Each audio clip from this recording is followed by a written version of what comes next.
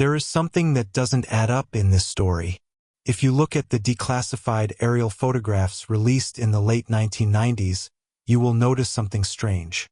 In the middle of the vast Nevada desert, where daytime temperatures can reach 50 degrees Celsius and the wind carries dust like invisible waves, there is something that does not belong. Perfectly straight streets, evenly arranged rooftops, buildings standing upright in a land with no sign of human life.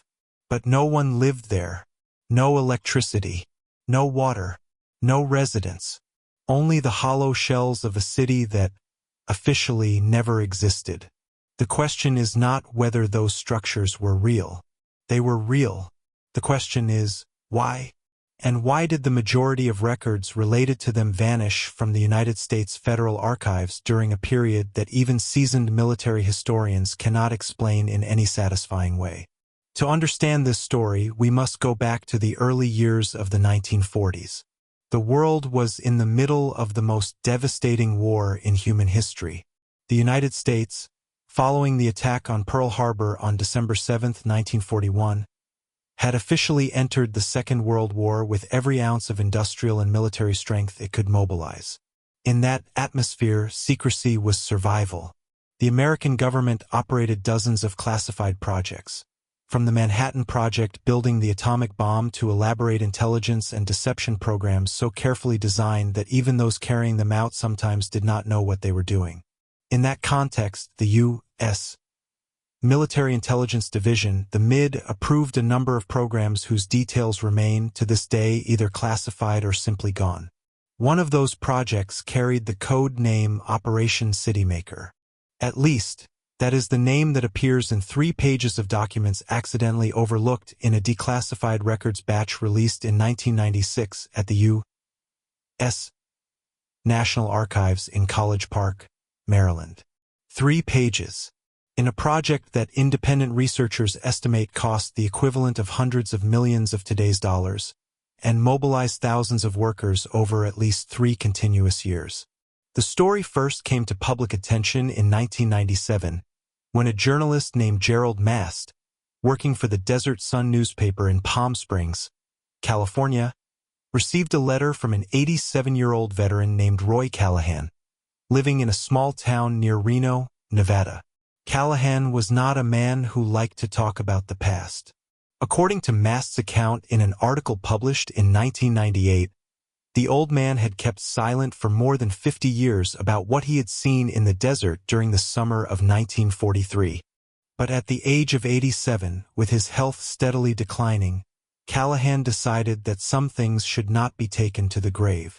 In his letter to Mast, Callahan described how in the spring of 1943, when he was 33 years old and serving in an engineering unit of the 7th Corps, he was transferred to a location that had no name on any map, situated roughly 80 miles northeast of Reno. He and approximately 400 others were instructed to construct buildings according to technical blueprints they were not permitted to keep after each work shift. The blueprints were collected every evening. No one was allowed to take photographs. Correspondence sent home to family was censored entirely, not partially but completely. For months, Callahan's family did not know whether he was alive or dead. What Callahan described was a large complex, stretching across an area he estimated at several square miles. There were buildings constructed in German and Japanese architectural styles. There were roads bearing signs in foreign languages. There were structures simulating factories, warehouses, and even what appeared to be a scaled-down railway station. This was not a film set. This was a fake city, built with astonishing attention to detail in the heart of the Nevada desert. When Gerald Mast began investigating, he discovered that Callahan was not alone. Within 6 months of his preliminary article being published, Mast received 11 more letters from other veterans, men living scattered from Texas to Oregon, all describing similar experiences at different locations across the American Southwest desert. A man named Harold Briggs, 84 years old at the time, described a complex in the Arizona desert he had helped build in 1944. According to Briggs, the site was designed to replicate a German industrial town, complete with artificial smokestacks and warehouse buildings painted to match the exact standards of factories in the Ruhr region. They wanted it to look real from the air, Briggs wrote. So real that we had to position broken-down trucks at specific spots, they pointed out, to cast shadows at the right angle for the position of the sun. That detail matters. Shadows at the right angle for the position of the sun. That means these structures did not merely need to look real from the air in some general sense. They needed to look real at a specific time of day, from a specific angle as seen from aircraft. Mast then approached the National Archives with a FOIA request, a Freedom of Information Act request, seeking any records related to military construction projects in Nevada and Arizona between 1942 and 1945. The response he received, after 7 months of waiting, was a box of documents with most of the content blacked out. But in the portions that remained visible, there was a short passage in the minutes of an Air War Strategy Committee meeting from March 1943, referencing field projects simulating targets with a classified budget, and a note that effectiveness assessment will be conducted through dedicated reconnaissance squadrons. Reconnaissance squadrons. These people were not only building fake cities, they were sending aircraft up to test whether those cities could fool human eyes from altitude. Looking at the full picture, certain patterns begin to emerge. First, all the sites described were located in desert regions with weather conditions and terrain similar to bombing targets in Europe and Asia, particularly industrial cities in Germany and seaports in Japan. The Nevada and Arizona deserts have clear skies for almost the entire year, stable lighting conditions, and flat terrain suitable for large-scale construction without attracting civilian attention. Second, the timing of construction coincided with a period when the U.S.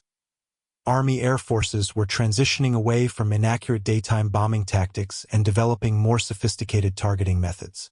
The years 1943 and 1944 were when the War Department was investing heavily in what was called precision bombing and needed realistic training sites. Third, and this is the most striking point, numerous researchers have attempted to pinpoint the exact locations of these sites on modern maps, based on witness descriptions. Some positions correspond to areas that now fall within active military bases or land controlled by the U.S. Department of the Interior under the designation of environmental conservation. Commercial satellite imagery from the 2000s reveals traces of old foundations and systematic trail networks in certain zones within these lands, but no official documentation exists to explain their origins. In 2003, a private history researcher named Patricia Dorn, who specialized in American military history during the Second World War, found an old diary at a wartime memorabilia auction.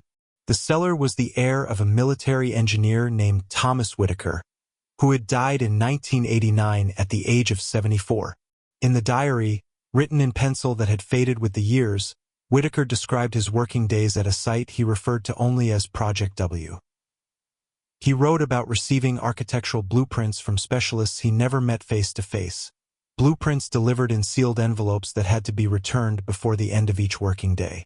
He described the strange sensation of standing in the middle of a complete street with signs written in German, in the heart of the Nevada desert, under the blazing summer sun. But the most striking entry in Whitaker's diary was one dated August 14, 1944.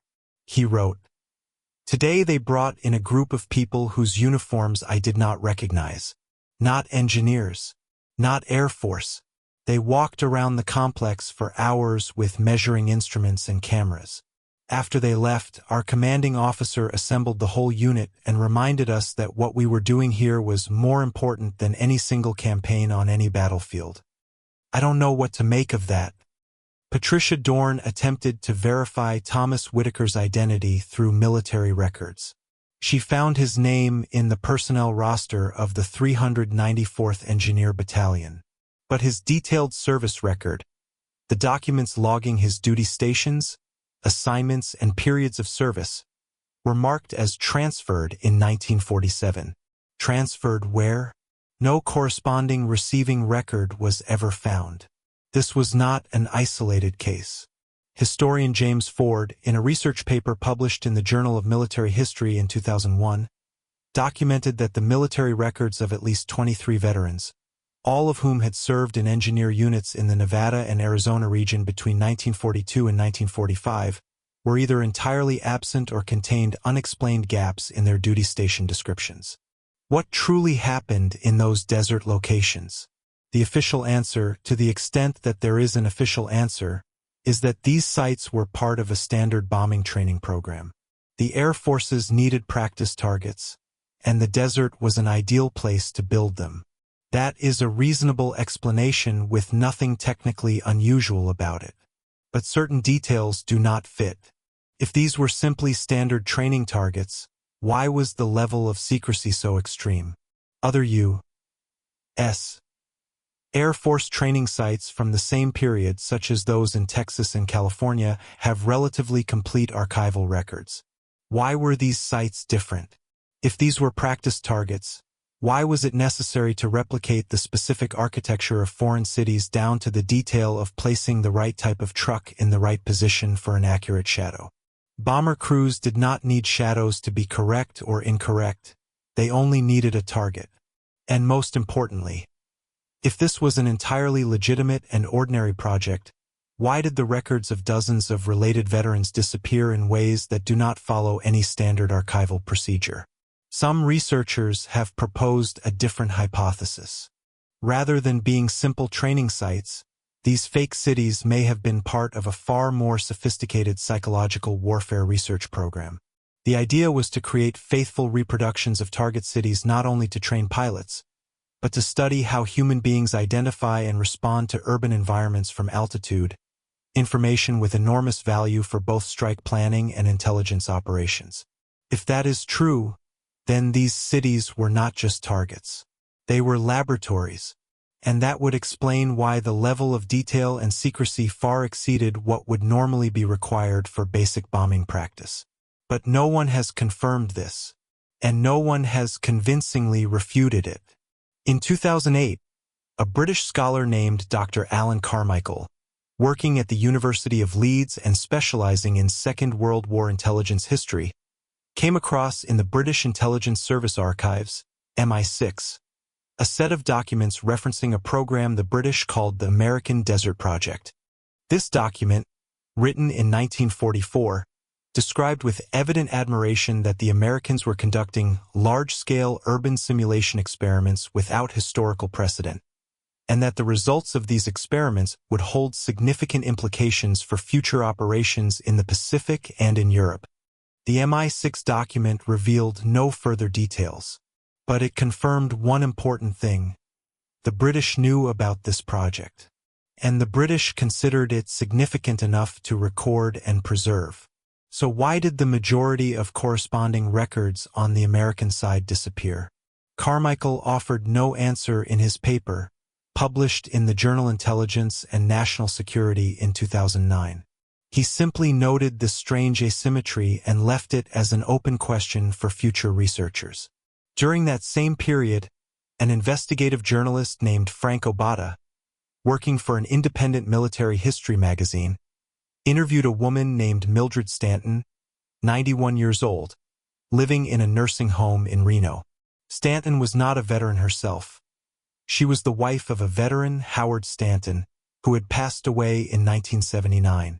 But she had kept the letters her husband sent home throughout the war years, letters that had gone through censorship, yet still retained enough surviving passages to sketch an image of what Howard Stanton had experienced. In a letter dated June 22, 1943, the portion that survived the censor's pen read, "Cannot tell you where I am, but I want you to know I am still safe. I am building. I have never built things like this before. Sometimes I look at what I have made and wonder if this is war or if this is a dream. War or a dream?" That was the question of a construction worker laying bricks on the wall of a city with no inhabitants, in the middle of the desert, under the Nevada sun.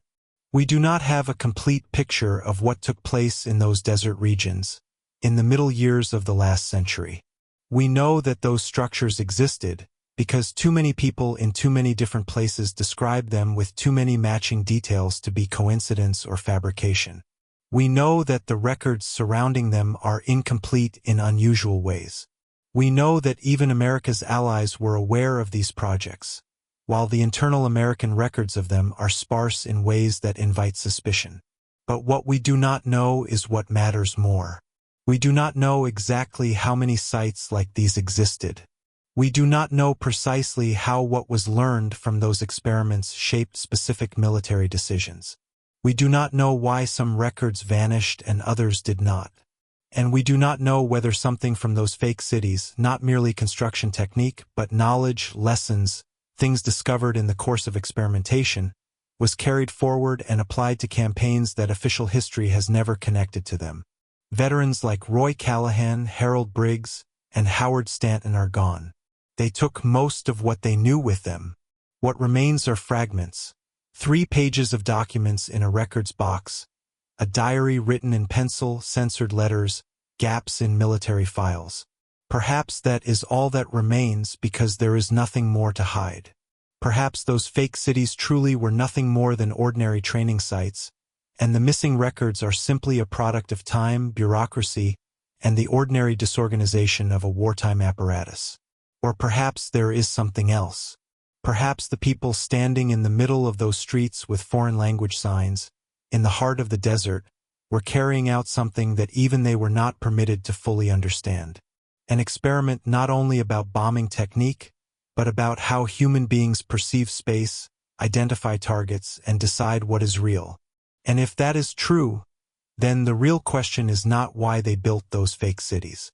The real question is, what did they learn from them, and whether we are living in a world shaped in part by those lessons without ever knowing it. Those questions remain, suspended between pages of blacked-out records and the blank spaces where names and locations should have been written down. And perhaps that is the only answer history is willing to give us, for now.